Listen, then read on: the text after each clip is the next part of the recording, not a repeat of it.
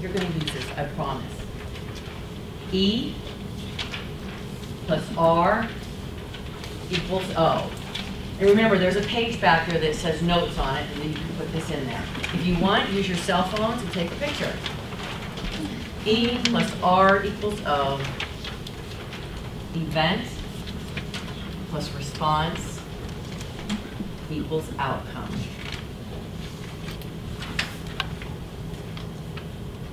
I have a story to share with you that's going to illustrate E plus R equals O. This is my friend Jerry, and she broke her neck 5 years ago. She wakes up in the ER, realizing she is paralyzed. She's remembering she had just fallen off of her horse. And the doctors and nurses are standing over her, and they're talking frantically. Is she gonna live? Is she gonna die? Is she gonna be a paraplegic? Oh my God, she blew out her C5. She damaged her C6. It's all this conversation is occurring over her, and she is so scared by listening to them, but at the same time, she's talking to them. She's saying, yeah, I can hear you, hello, and they're not paying attention to her. So she yells at them, hey, I'm not dead yet. And that's what happens right there in the ER, is some of them laugh, and it brings the fear, that energy shifted that ER in that moment. And her calling attention that here the patient is not dead. She's hearing everything they're talking about her. And that shifted the energy. And you know what she said to them after she said she wasn't dead yet? It's okay, it's okay. I'm gonna be okay. For the first 3 weeks, she was paralyzed from the shoulders down. And then, as her nerves began to regenerate, she got movement. She spent 2 years with physical therapists and doctors. Every time she got a no, she said yes to herself and found an alternative and said, it's gonna be okay. I'm gonna get through this. 2 years out from her accident, she walked a half a marathon. 5 years out, she works for her university now and travels all over the country.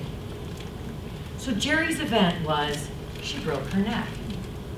Her response, and I'm not gonna tell you that she didn't face fear along her journey, but she kept faith and she kept belief from the moment the first thing she said in that ER was, everything's gonna be okay. I'm gonna be okay. And that's been her message throughout her recovery. And her outcome is miraculous. It was a miracle. So events, they occur every moment of every day of our lives. From the minute you wake up, the first cup of coffee, the drive you have, or if you're walking or riding here to this school or this conference today. And if you stay all day, guess what? You get to sit in traffic.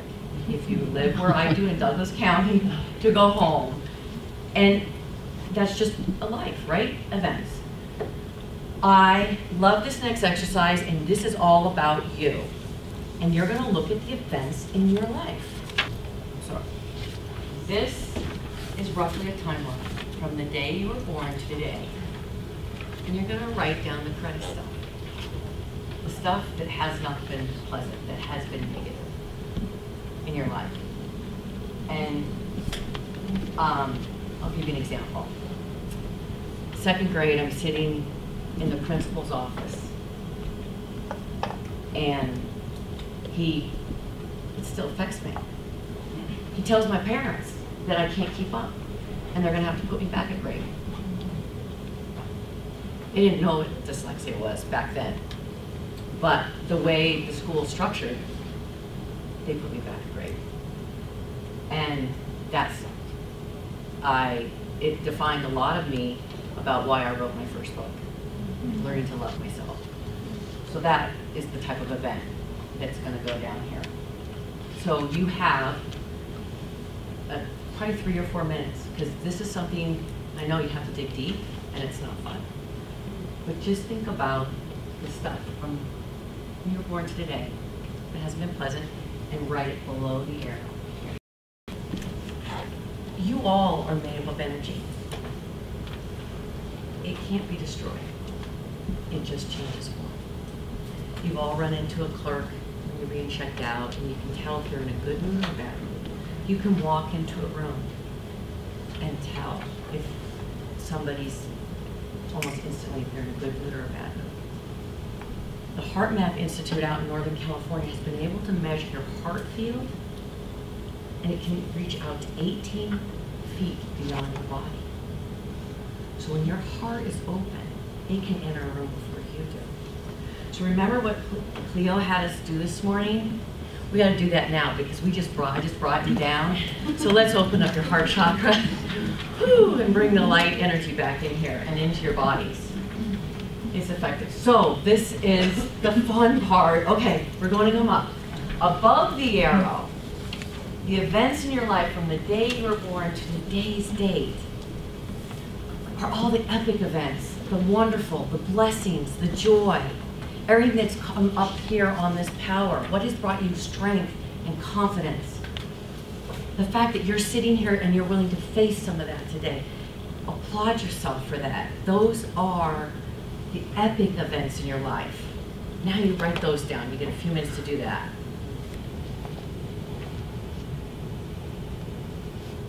We're clear on events in our life, right? The good, not so good, and those things that just come up all day long. So response.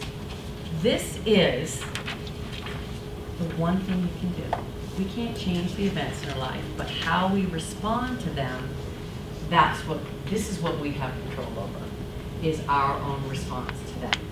Now today, we didn't have a bad snowstorm, but you know that happens often here in Colorado and in this city, and those of you who maybe just have gotten here, you've had a very mild winter when it comes to snow. But most people don't go, oh yay, it's snowing, and I get to drive in it, get to go to work, get to go to school. It's usually, oh my God, it's gonna be longer, those idiot drivers on the highway, yada, yada, yada.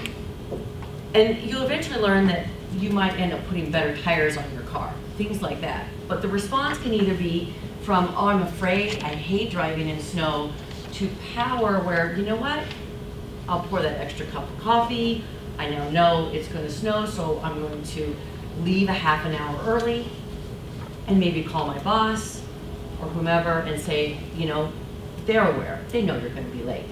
But did you change the outcome? That it still snowed? No. But what you do is you align your response with yourself. And how do you do that? And this is the way I see it, is that you look at your thoughts, feelings and emotions, words, and actions. This is about aligning and becoming totally aware of your response to the world. Is it fear-based or is it power-based? What gives you more power is aligning your thoughts, feelings, and emotions, what you say, and how you take action, how you act. The more in alignment, the more consistent, the more power and strength you have. Not that you can't align those over here, but if you keep yourself consistent with what you believe is power for you, you will empower yourself in the situation around you. So, an example. Everybody's pretty familiar with the Boulder if you've been around Colorado for a long time. I'm going to have this great idea, and I'm thinking I'm going to run the Boulder this year. Great. I'll get in shape for the summer. I've never really run before, but this will be good. And guess what?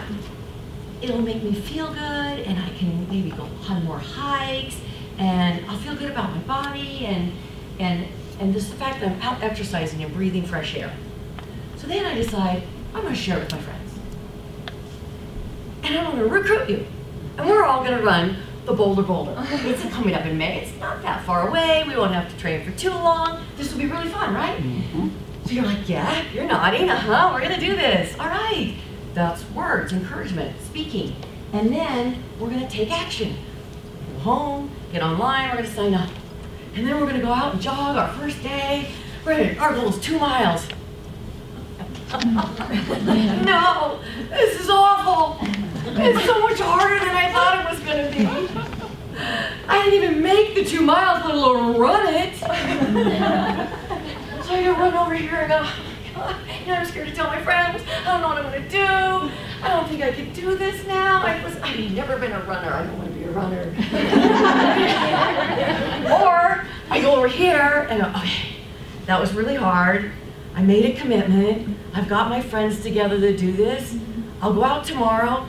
I'll still set 2 miles as my goal, but if I have to walk it, I'll walk it, right? The Boulder's still 2.5 months away. That'll give me time. Thoughts, feelings, emotions, and actions, align them. And that's where you get your power.